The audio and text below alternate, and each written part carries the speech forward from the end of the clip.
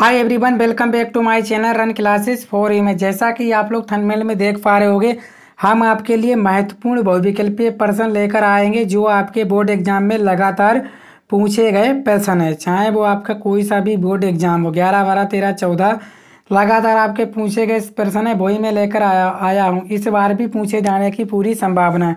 अगर बस आप लोगों को क्लास जो है कंटिन्यू अंत तक देखना है, ठीक है। नहीं भी अगर पूछे जाएंगे मान लीजिए तो आपके लिए क्लास पढ़ लोगे, पढ़ने वाला खराब थोड़ी ना, बाजी टाइम अगर फंस भी गया तो ये महत्वपूर्ण प्रश्न है, लगातार पूछे गए, इस बार भी पूछे जाने की संभावना है। चलिए शुरू करते हैं। पहला सवाल बोला गया, यूरिया का निर्माण होता है यकृत में, वक्र में, वृषण में या अग्नाशय में। तो आप सभी जानते हो जो यूरिया का निर्माण होता है, इसमें हमने महत्वपूर्ण प्रश्न रखे हैं आपके विज्ञान प्लस सामाजिक विज्ञान के। पहले विज्ञान के करेंगे महत्वपूर्ण प्रश्न, उसके बाद हम लोग सामाजिक विज्ञान के भी कर लेंगे, ठीक है।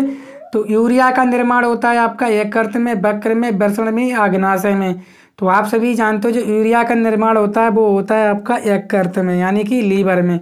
ऑप्शन नंबर ए बिल्कुल राइट आंसर है। आगे, यकृत स्त्रावित करता है, यकृत क्या स्त्रावित करता है? लार, जठर रस, पित्तरस या अग्नाशय रस। तो आप सभी जानते हो जो यकृत होता है वो स्त्रावित क्या करता है? यकृत आपका इनमें से पित्तरस स्त्रावित करता है। ऑप्शन नंबर सी जो है बिल्कुल सही है। क्या स्त्रावित करता है आपका? पित्तरस। आगे प्रश्न नंबर 3, फ्लोएम द्वारा भोजन का स्थानांतरण होता है सुक्रोज के रूप में, आयनों के रूप में, यौगिकों के रूप में, गैसीय रूप में। तो आप जानते हो कि फ्लोएम द्वारा भोजन का स्थानांतरण किसके द्वारा होता है? वो होता है आपका सुक्रोज के रूप में। किसके रूप में? सुक्रोज के रूप में। ऑप्शन नंबर ए जो है इसका सही आंसर है। किसके रूप में होता है? सुक्रोज के रूप में। आगे, वेरी वेरी वेरी वीआईपी प्रश्न है, ये बहुत पूछा जाता है। बोला गया पल्मोनरी सिरा रक्त लाती है।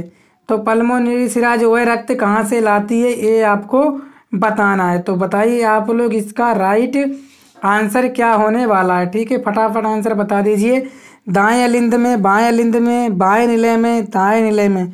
तो आप बताइए कि पल्मोनरी सिरा जो है रक्त कहाँ से लाती है, बताइए राइट आंसर फटाफट। कहाँ से लाती है? बाएं अलिंद से।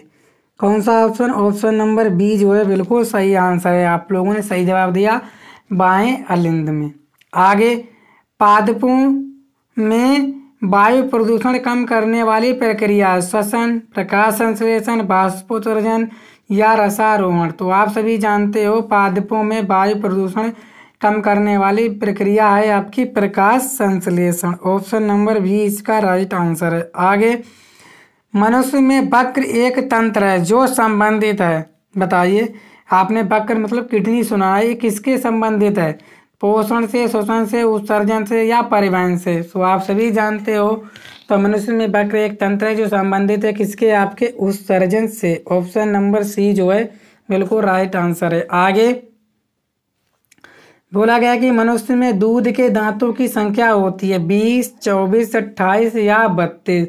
तो आप सभी जानते हो मनुष्य में दूध के दांतों की संख्या होती है आपकी 20। ऑप्शन नंबर ए बिल्कुल राइट आंसर होगा इसका, ठीक है। आगे चलते हैं हम लोग सवाल नंबर 8 की तरफ हम लोग चलते हैं, ठीक है। सवाल नंबर 8।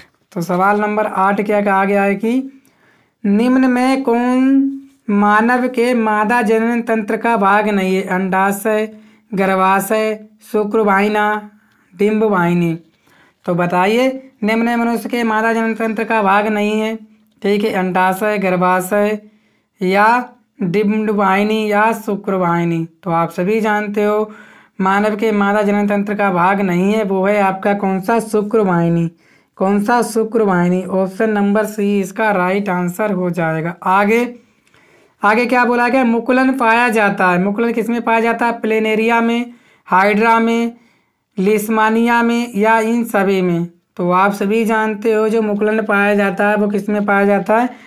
सिर्फ और सिर्फ आपका हाइड्रा में पाया जाता है। ऑप्शन नंबर बी जो है बिल्कुल सही आंसर है। आगे, द्विनिषेचन विशेष लक्षण है जंतुओं का, आवर्त बीजी पादपों का, अनावर्त बीजी पादपों का या शैवालों का। तो आप सभी जानते हो कि द्विनिषेचन विशेष लक्षण किसका है आपका? वो होता है आपका आवर्त बीजी का, किसका, आवर्त बीजी का, यानी कि ऑप्शन नंबर जो बी है बिल्कुल सही आंसर है। किसका, आवर्त बीजी पादपों का, जिसमें आपके आवर्त बीजी मतलब जिसमें आपके आवर्त के अंदर बीज होते हैं। आगे प्रश्न 11, निषेचन के बाद पुष्प का कौन सा भाग फल में बदल जाता है, यानी निषेचन हुआ उसके बाद पुष्प का जो भाग है वो किस में बदल जाता है आपका, ठीक है, फल में बदल जाता है। कौन सा, पुकेंसर, वर्तिका, अंडाशय या बीजांड। तो इसका राइट आंसर आप लोग बताइएगा, ठीक है ना।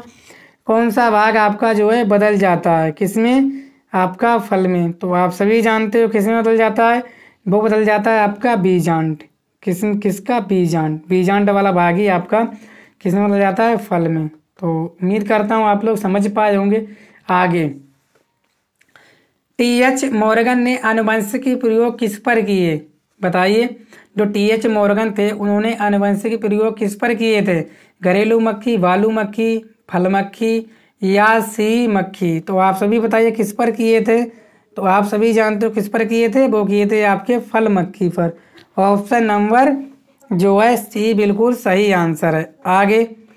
आगे क्या बोला गया, आगे बोला गया है कि बताइए, क्या बताना है आपको, बताना है कि केंद्रक गुणसूत्र बना होता है प्रोटीन से, डीएनए से, आरएनए से या न्यूक्ली प्रोटीन से। तो आप सभी जानते हो जो केंद्रक जो गुणसूत्र बना होता है वो किससे बना होता है, इसका राइट आंसर आप लोग बताइएगा।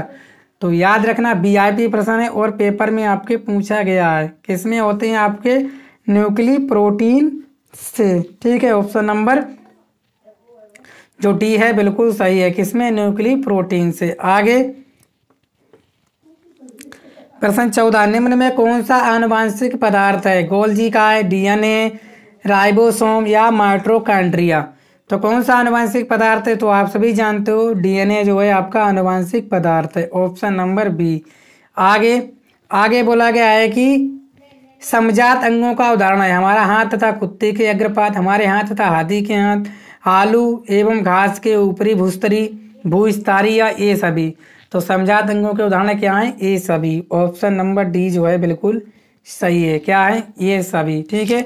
तो चलते हैं हम लोग नेक्स्ट सवाल की तरफ बढ़ते हैं। तो उम्मीद करता हूँ आप लोग समझ तो पा रहे होंगे। आगे, ठीक है, आगे यहाँ पे आ जाते हैं।